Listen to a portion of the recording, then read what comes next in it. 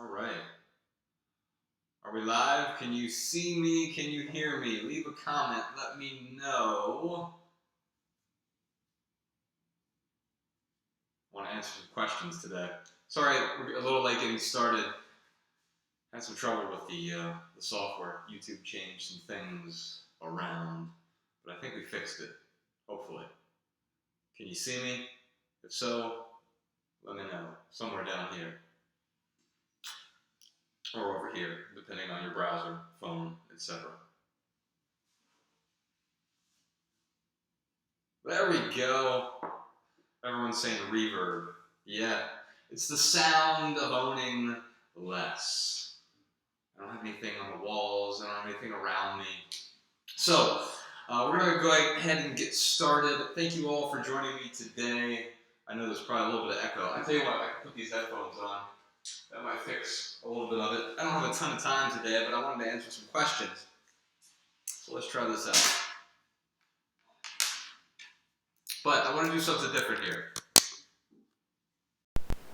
All right, this should be a little bit better. You can text me your questions now. I don't know if you all know about this, but Ryan and I just set up a phone number that goes right to, this is my phone right here. You can see that. And you can text me. It's 937-202-4654. You don't have to remember that. It should be down in the description below. Text your questions. I'm going to get to a few of those here, but even if I don't get to them here, I'll try to get to them afterwards. Ryan and I have literally been responding to hundreds, if not over 1,000 messages at this point from folks who have been texting us during the holidays. I've been sneaking away, like going to the bathroom for 20 minutes, and as soon as my daughter was done unwrapping gifts and responding to as many people as possible. Obviously, I can't respond to every person, but we've responded to a lot of people. And so we're going to keep doing it. I've had a lot of fun. I've also learned a lot about the questions you all ask via text. It's a lot different from what people ask on a live stream or what people ask in, in person. Although there's something personal about the text messaging bit. So I'm going to go into my messages app right now. Give me a second here. Now I'm not going to use last names. I'm not going to use locations. We'll keep this private. But I am answering your questions here. Megan has a question. See, here I'll cover up her full name. But here's her text message question. It says, I got 4 personalized babies. You got 4 babies for Christmas? Oh, Christmas ornaments? Someone gave you babies as Christmas ornaments? I've never hung a baby on my tree. I had a Christmas tree this year, and actually I've had one for the last few years. And let me tell you that no one's ever given me a baby for it. Obviously, I cannot re-gift, donate these items, and they are not of recyclable material. I think I'll still throw them out, but I feel guilty. What is a good way to cope? Yeah, some things need to be thrown out. Actually, let me just tell Megan here, I'm going to respond to her on this live stream. Boom, I sent her the link. I had a little message copied and pasted. So you can text me your questions. I'll get to as many as I can on the live stream, or I'll text you back directly. Either way, I'll do my best. And so will Ryan. Ryan's not here right now. He's out of town, but we're both responding to these messages. That phone number goes to both of our phones. It's a service we had set up. Of course, I'll never give away your information or give your phone number or send you spam or junk or anything like that. It's just a fun way that we've been interacting, and we're going to start answering people's questions on the podcast this way as well, and also on social media. Anyway, back to Megan's question. Yeah, some things have to get thrown out, and that sucks. We have a serious waste problem, but the reason we have a serious waste problem is because we consume too much. And we're doing that consistently throughout the year. With me, when I try to get rid of something, I do try to donate it. Or actually, the first thing I try to do is, if it's possible, I try to sell it. My wife and I sold some dining room chairs that earlier this year that weren't suiting us anymore. And so we found a consignment shop. Often I sell things on eBay, like pieces of clothing. I sold a jacket on eBay just last month. And so I try to sell things on eBay or Craigslist or at a consignment shop. if I can. If I can't do that, I'll often donate it to a Goodwill or a local charity. And then, of course, if you have something that is not sellable, it's not donatable, then I try to reuse it or recycle it, right? Obviously, that's the best option at that point. It requires some effort. Now, if I can't sell something within 30 days, then I tend to donate it because I don't want it just lingering around forever. Because we tell ourselves these stories like, I'm going to try and donate this thing, or I'm going to try to sell this thing, and it never happens. It just sits there in the corner. So I give myself a time period to let it go. But then eventually there are some things that we can't do any of those things with, and we have to throw them out. But it's far more responsible to try to go through those steps first, and then you can accept a very small portion of things that we have to actually put in the trash. But that's what happens. And so how can we avoid that in the future? We can bring fewer things in, so we have to let go of fewer things in the future. But it's important to continue to let go because it's basically in a landfill anyway. If it's just sitting in your house and everything you cling to, well, then it just becomes a giant landfill within your house, right? Let's move on to some more questions here. You can text me 937-202-4654. That's also in the description below. Let's see here. Let's see if there's any holiday questions. Would you be willing to come to Dallas? Yeah, I'd be willing to come to Dallas. We've gone to Dallas a bunch of times. We're getting ready to go on tour right now, actually. It's called the West Coast Tour. We're doing 8 cities on the west coast of the United States and Canada. You can find details about that at theminimalists.com. And we've gone on 10 tours over the last 10 years. But this is our first tour in 2 years, and I'm really looking forward to it. We're giving a talk. We're going to do a live podcast. We're going to answer a bunch of questions. We're going to dish out hugs. We're going to have a lot of fun. Touring is one of my favorite things to do. It's very taxing, but it's one of those things where you feel really tired afterward and exhausted even, but it's that good kind of exhausted, like you just won some sort of championship game. It feels like that every time we do a tour stop, and I really enjoy it. So if you want to see us, sign up for our email list over at theminimalists.com. You'll be the first to know about new cities that we add to any tour stops that we do. We're working on some big projects right now. We just finished filming our next documentary. It's called Less Is Now. We'll probably do a tour with that.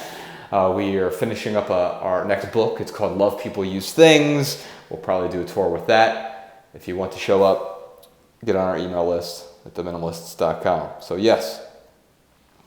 What else? Rochelle wants to know.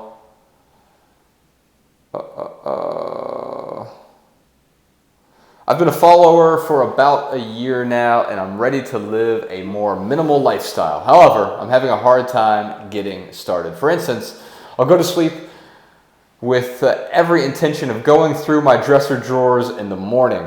But when I go to do it, I'll get a panic attack. But the longer it stays cluttered, the more I panic. This has to get done, but I can't get started. Any advice? I've got some advice for you to get started. You don't want to start with the things that are difficult for you. So if something's giving you a panic attack, start with something that is not giving you a panic attack. There's something in your house that you're actually really eager to get rid of. It's just sitting there and you want it out of the house. Start with that. Why? Because you want some momentum. You need to get that inertia to carry you through to the more difficult things. Often we try to start with the things that are most difficult to us, some sentimental items, or it depends on what is difficult for you, right? And you don't want to start there. I unfortunately started there, and it was really difficult for me, and I had to learn that lesson the hard way. So let me impart that on you. Here's what I'll say, though. We have a bunch of resources for getting started. We just did a podcast episode called Starting Minimalism. You can check that out on the Minimalist podcast feed. Also, we have a great Start Here page over at theminimalists.com. It's theminimalists.com/start. And there's a bunch of resources there. And speaking of resources, we have a bunch of free resources for you over at theminimalists.com. There's a resources page where you can download free ebooks. There's a 30-day minimalism game calendar. There's a bunch of things that you can use to get started. But what's important is you do get started. You don't wait until tomorrow, because there will always be another tomorrow. You can do something small today to take a baby step to move you in the right direction. All right, let's see here. I got some more text messages coming in. Wow. 937-202-4654, by the way. That's where you text your questions. That's where I'm answering them right now. So, let me tell Rochelle that I'm answering her question on the live stream. I just did. Boom. All right.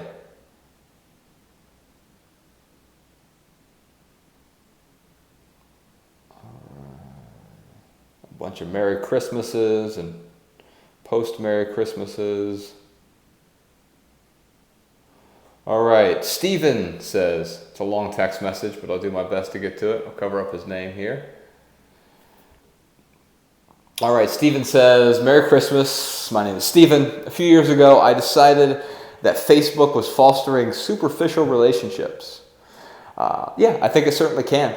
The Facebook presence, and by the way, I think the workplace can foster superficial relationships, right? Let's see here. A few years ago, I decided that Facebook, the Facebook presence of family and past friends / coworkers was only their best life, not who they really are. As part of my what is important to me search, I found this level of relationship needed to go. Okay, good for you. I deactivated my Facebook. Great. To my surprise, those friendships went away. I hope that my conversations would deepen with these people, but I think it was more than they wanted. Yeah, that happens sometimes. Sometimes people just want superficial relationships, and if that's not what you want, then good for you for deciding to move on from that. If it is what you want, then I'm not going to fault you for wanting a superficial relationship. He says, I've lost relationships with many people, even if they were just surface level, that I once valued. I'm not going back to those surface relationships, but I'm struggling with the consequences of that choice. How do you move on from relationships you once valued that no longer fit your life? Let me just tell him I'm answering this on the live stream. So here's what I do, Stephen. And I don't know whether or not I'm going to recommend this to you. It's up to you whether or not you agree. But I think this happens to all of us, really. We lose relationships that were really meaningful to us. But it's not that we lose them necessarily so much as that we graduate from them. I'm thinking about my daughter right now. She's 6 years old, and she'll play with the kid and say, oh, this is my best friend. But I don't have any illusions that 30 years from now, that kid is still going to be her best friend. She'll go through probably a dozen best friends between now and then. And maybe she'll get married, and maybe she'll get divorced, and maybe she'll go through college, or maybe she'll go through high school with different best friends. And that's okay. We graduate from these periods of our lives, and you graduate from some relationships. And some relationships are really close. Primary relationships become secondary or even tertiary relationships. And sometimes they're not even relationships at all. And the opposite is also true. Sometimes people who are on the periphery of our lives, we get closer to them over time because we have shared values maybe, or we even have shared interests, or sometimes we connect on shared beliefs. And I think that's great. What I'm going to recommend, though, is you get really clear on what your values are so you can form new, empowering relationships that will foster you and your growth, but also foster your ability to contribute to the people around you. So get clear on what your relationships are. If you want some help with that, we have an essay on our website. You can read it for free. Also a free values worksheet that you can download and fill out your values there. If you just go to theminimalists.com/v, then you should be able to download that worksheet, read all of my personal values. There are really 4 types of values. There are three types of values, and there's imaginary values as well. Get really clear on what your values are, and you can structure your relationships around those values. All right, if you have some more questions, let's try to get to them. Remember that phone number, 937-202-4654. Just text your questions to me, and I will get to as many of them as possible on the live stream. I'll also answer some afterward. Ryan's answering some as well. He is out in Montana right now, where I hear it's really, really cold. It's cold here in Los Angeles right now. It was 44 degrees this morning. I didn't sign up for this. I don't want winter in Los Angeles. I know that's not really winter.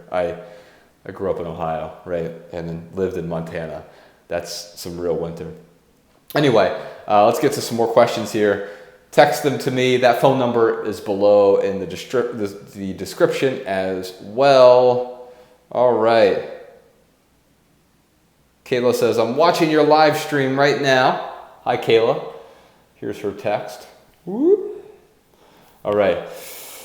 Get a little bit of a cold, by the way. I'm not sure if you can tell. I'm going to go get an IV after this, like a vitamin IV. Try to survive the rest of the holidays. We had a crazy Christmas yesterday.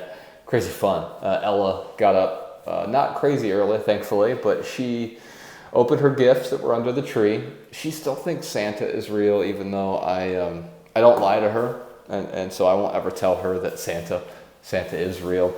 But we do pretend. We like to play pretend with her. But she has, because she saw Santa and sat on his lap like a year or two ago. She now believes he's real, even though we try to communicate that he's not. But we also don't try to ruin the fantasy. We go along, we play along, but we also don't lie to her and tell her that there's some imaginary fat person breaking into our house, into our apartment at night and reverse shoplifting. Anyway, I think Kayla had a question here. Kayla says, just watch your live stream and I'm wondering, how can I approach my mother-in-law who knows my husband and I live a minimalist lifestyle and acknowledges it, but yet refuses to stop buying us gifts? The worst part is these items aren't even desirable, but rather junky tchotchkes she picks up randomly, and upon gifting them to us, she'll get upset when we don't like them, and thus makes us feel like we're, quote, wasting her money. Kayla, hey, this resonates with me. It's certainly happened to me, maybe even recently. But here's the nice thing. There are a few things we can do. First off, we can do a better job setting expectations well in advance. The problem is we often try to wait until like November or December to start talking Christmas, but people already have their own expectations built up by then. Expectations, especially around birthdays and holidays and gift giving, they are, they're like a seed, and you have to plant that seed in February. Give it some time to breathe after the holidays, so take January off. But then in February, start planting the seeds around birthdays and holidays and these gift-giving, these obligatory gift-giving days. And you can let them know, hey, we really don't want anything, or if you do get us something, here's what we do want. Instead of saying no, no, no, you can say yes to something that is more appropriate. Maybe it's an experience. In fact, we're taking Ella as part of Christmas today. We're taking her to see Frozen the musical shortly after this live stream. And we're gonna take her to see that, and we gifted the experience to her over some physical goods, although we got her some physical things too, and that's quite all right. I'm not against gifts. I'm against the obligatory gift giving. The gift giving without thought, without intention, the non-deliberate gifts, the shopping for inspiration. I'm totally against that. But what I have found out is that when we set expectations early on and water those expectations often, people tend to abide by your expectations. Why? Because we've been told that gift giving is a love language, and I don't agree with that. I think gift giving is a way to add value. The real love language is adding value to someone's life, contribution. And so I would say contribution is the real love language. And sometimes people try to contribute via gift giving. Well, the only way to do that effectively is to give good gifts. And so instead of telling your mother or mother-in-law, I forget who it was, Kayla, no, you could say yes. And here's what I'm saying yes to. Now, here's the other thing I've learned. If they still give you crappy gifts because they didn't listen, you set the expectations, you did a really good job, you reinforce those expectations throughout the year, it's your gift now. If someone gives me this water bottle, it's mine and I own it now. So guess what? I get to do whatever I want with it. Now, if someone is guilting you or trying to make you feel bad, that says a whole lot more about them than it does about you. Because if you did a good job setting the expectation, you own this thing now. And so like any other thing that is in your life, you get to let go of it, right? If you have a shirt you're not wearing anymore, or if you have a glass bottle, or if you have something else, an old keyboard or an old lamp, you don't want it. You have your own permission to get rid of it, to sell it, donate it, recycle it, etc. All right. Oh, wow, we're running out of time here. So let's try to do a couple more. Text your questions now, 937-202-4654. That phone number is, it's down in the description as well. And it will go straight to my phone. It will go straight to Ryan's phone, and I will answer it after the live stream as well, or at least I'll do my best. I can't get to every single question, but we've been answering, literally we've answered over 1,000 questions over the last 4 or 5 days since we set up this phone number. It's been amazing. Thank you for participating. Quinn says, I'm loving the live stream. Thank you, thank you, thank you. This coffee is good. All right. My husband and I are enjoying the Minimalists' life so much. Our anxiety and tidiness is unreal. Bravo. Yeah, that's a strange thing about that, right? Like, our material possessions are a physical manifestation of what's going on inside us. And so we start dealing with this external clutter. We start dealing with what's going on inside. We have spiritual clutter or emotional clutter or mental clutter, psychological clutter, all this clutter that's going on inside. And we're able to start looking inward once we start dealing with what's going on outside of us, right? Okay, so I try to explain it to others, but I seem to be falling on deaf ears. What approach do you take in explaining minimalism? And then, Quinn, you had a second question. I'll try to get that later, but let me just do this one, because this is an important question. It often manifests a lot different from how Quinn asked it. Quinn asked it in a very nice way. How do I try to explain this to others? Quite often people they've been texting actually all week. How do I force my wife to become a minimalist? How do I force my husband to become a minimalist? How do I force my mother-in-law to become a minimalist? Of course, you don't want to force anyone to become a minimalist. And Ryan and I aren't trying to either. We're not trying to even convert you to becoming a minimalist. I'm not proselytizing. I don't care whether or not you're a minimalist. I think it's something that's worked really well for me.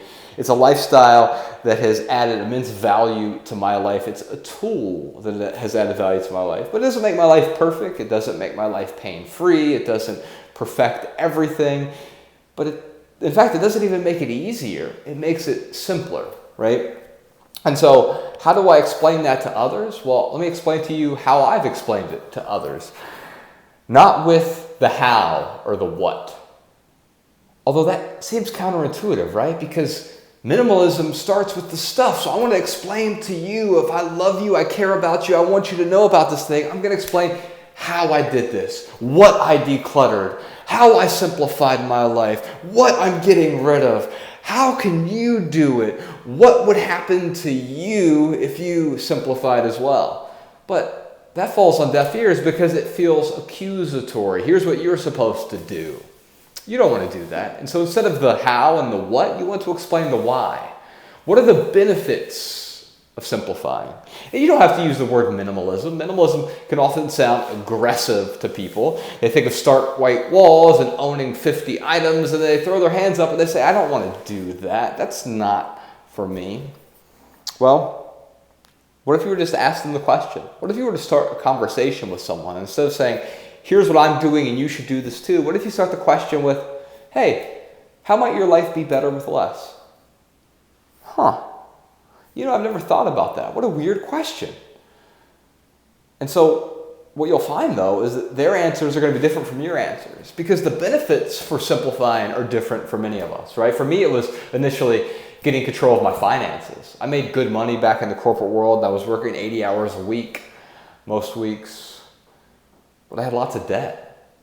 My finances were out of control. I made good money, but I was broke because I was spending money on things I didn't want to impress people I didn't even know.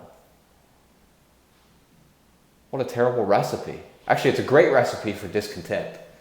And so, how might your life be better with less? When I answered that question, I was like, oh, maybe I can get control of my finances. Maybe I'll get control of my health or my relationships or my creativity, or I'll have more time to spend on hobbies, and Maybe I can contribute beyond myself in a meaningful way because I'll have more time for that. Well, those are some of the benefits for me, but what are the benefits for you? Start the conversation that way and do so. And this is very important. Do so without judgment. Oh, I just realized we got the Love People Use Things banner here or on the door. We're working on a new book right now. And it's almost done. It is almost done. I'm feeling so good about it. But you won't be able to read it until 2021 when it comes out. In the meantime, we have a new film coming out next year called Less Is Now. And we're going to be on tour in April. Come see us on tour. It's called the West Coast Tour. You can find details at minimalists.com. You can keep texting your questions to me. I got to get off here. Actually, I'll try to do one more. 937-202-4654. Text your questions to me, and I'll get to them afterward as well. I'm going to be going to get an IV after this, so I'll have a needle in my arm for about an hour, and I'm going to be responding to as many people as I can. Ryan is responding to people as well. The phone number is down in the description as well. Would love to hear from you. And by the way, if you're watching this after the fact, you can certainly text us as well. We're going to be continuing to text people back for the days and weeks and months to come. So continue to text us. We won't get to everyone, but we'll get to as many people as we can. And let's see here. Laura says, we can't stand junk toys. Cheaply made toys that break easily and don't allow the kids to use their imagination. They are a drain on our earth and disappointing to the kids when they break after 5 minutes of play. How do we kindly and graciously word this to extended family that we only see once a year for Christmas? We don't really even talk to them outside of this event. I think that's the problem. If I'm being honest with you, Laura, if you don't talk to them at all, other than during an obligatory gift-giving day, then yeah, you're probably going to get a crappy gift. And so it goes back to what I was talking about earlier. If you didn't see that, it's about setting those expectations. So if anyone is going to get you a gift, you're going to have to set an expectation with them. Being deliberate is more difficult than just going with the flow. It's easy to get a bunch of cheap plastic stuff that's going to break within 5 minutes. But easy is not meaningful. Simple is meaningful. We often mistake the two. We think something is simple, so it has to be easy. But a simple life is not an easy life. It is well curated, it is well crafted. It takes time and attention and effort. Simple just means to not be complex. To complex something means to bind it together. So if we're simplifying, we're unbinding our life. We're uncomplexing our life. And to do so, you're going to have some difficult conversations. Some conversations that shouldn't be that difficult, and they get easier over time. But yeah, you're going to have those conversations ahead of time so you don't show up to a bunch of cheap plastic things. But then, of course, it's inevitable. It's going to happen sometimes. What we want to do is not make it zero cheap plastic things, because that's not ideal. And then we throw our hands up and say, well, I guess I have to accept everything. No. Sometimes someone's going to mess up, or we're going to mess up. I'm going to mess up. It happens. We learn from that mess up. We learn from our mistakes, and we move forward more deliberately from this point on. In meditation, and Vipassana meditation in particular, there is the saying, begin again. Sometimes we screw up during meditating, but there's always the chance to begin again. So right now, it's December 26th. Christmas is over. It is time for us to begin again. All right, y'all. I hope to see you on the road in 2020. If we're coming to your city, get your tickets while you can. lesscoast.com, or you just go to minimalists.com. And we'll see you there. If we're not coming to your city, sign up for our email list. You will be the first to hear about new cities that we're adding on our tour stops. It's one of my favorite things that we do, and I can't wait to give you a hug, say hello, answer your questions, do a live podcast, do a talk for you. It's going to be wonderful. And text message. If you want to text us, you can text me and Ryan I'm going to get to as many of your questions as I can. 937-202-4654. That number is in the description below as well. All right, y'all. Love people. Use things. Appreciate your time. Happy holidays. See you soon.